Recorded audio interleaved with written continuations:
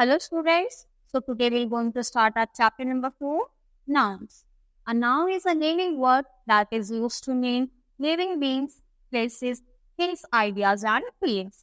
तो नाउन क्या होता है? नेमिंग वर्ड्स, यानी किसी भी चीज का कुछ ना कुछ नेम जरूर होता है और उसी को हम क्या बोलते हैं? Noun. Tarun is an intelligent boy. तो यहाँ पर तरुण भी किसी का नेम है और बॉय भी, तो ये दोनों में क्या है? Noun. She speaks the truth. वो हमेशा ट्रुथ, किसी भी इंसान का हो सकता है नेम, प्लेस का यानी जगह का, किसी भी चीज का, और यहाँ तक कि जो हमारे आइडियाज और फीलिंग्स होते हैं उसको भी हम किसमें काउंट करते हैं? नाउन.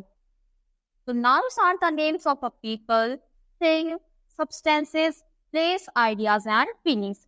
यानी किसी ना किसी चीज का जो भी नेम है वो सब नाउन में काउंट होगा. अब नाउन के टाइप्स क्या क्या होते हैं? सबसे पहला proper, common noun, collective, material और एब्स्ट्रैक्ट.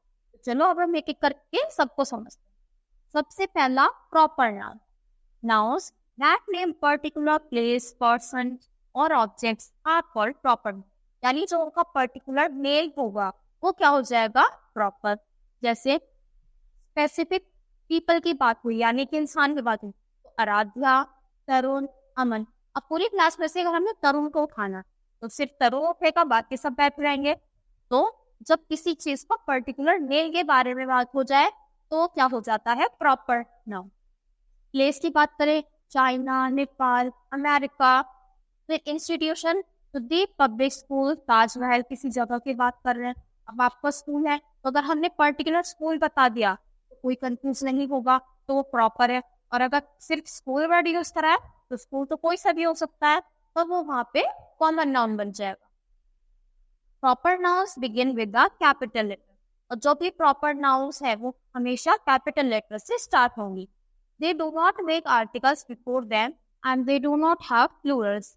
इनके प्लूरल्स भी नहीं हो सकते क्योंकि ये क्या है, जैसे अमन्स नहीं हो सकता, अमन एक ही है तो उसके प्लूरल नहीं होंगे क्योंकि ये पर्टिकुलर चीज होती है, उसका पर्टिकुलर नेम होता है, तो इसका प्लूरल नहीं हो सकता.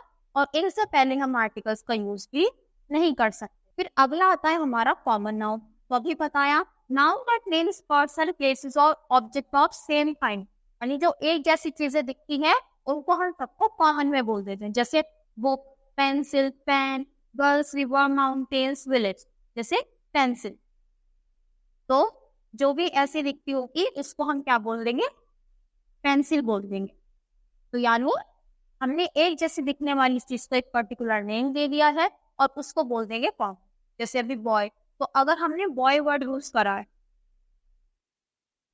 बॉय वर्ड यूज करा तो बॉय अगर हमने लिखा तो ये क्या है? कॉमन.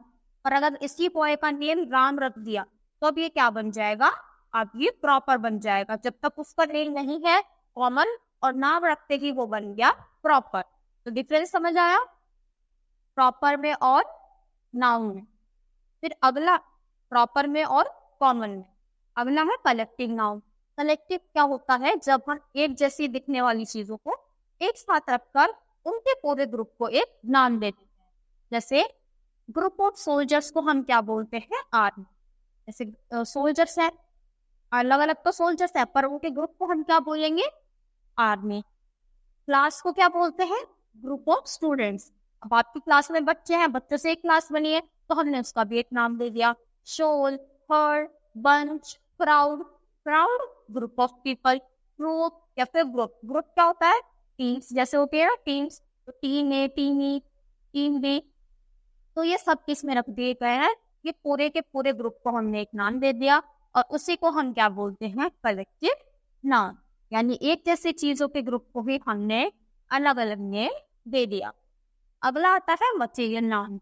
अब मटेरियल क्या होगा? नेम से ही पता चल रहा है मटेरियल, यानी वो किस चीज से बनी हुई है, उसका मटेरियल कैसा है.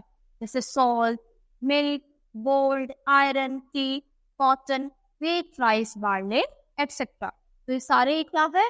ये सारे भी मटेरियल नाउन में आएंगे. Material nouns are used in the singular form. और हमेशा इनको सिंगुलर फॉर्म में यूज करें. सिंगुलर मतलब सिंगल यानी एक. Abstract noun. एब्स्ट्रैक्ट नाउन क्या होंगी? एब्स्ट्रैक्ट नाउन ऐसे वर्ड्स होते हैं जो सिर्फ हम उनके बारे में फील कर सकते हैं या फिर सोच सकते हैं. इनको हम ना तो देख सकते और ना ही टच कर सकते। ये ऐसे आइडियाज या कॉन्सेप्ट हैं जो क्वालिटी, फीलिंग या फिर कुछ भी चीज के बारे में बताते हैं।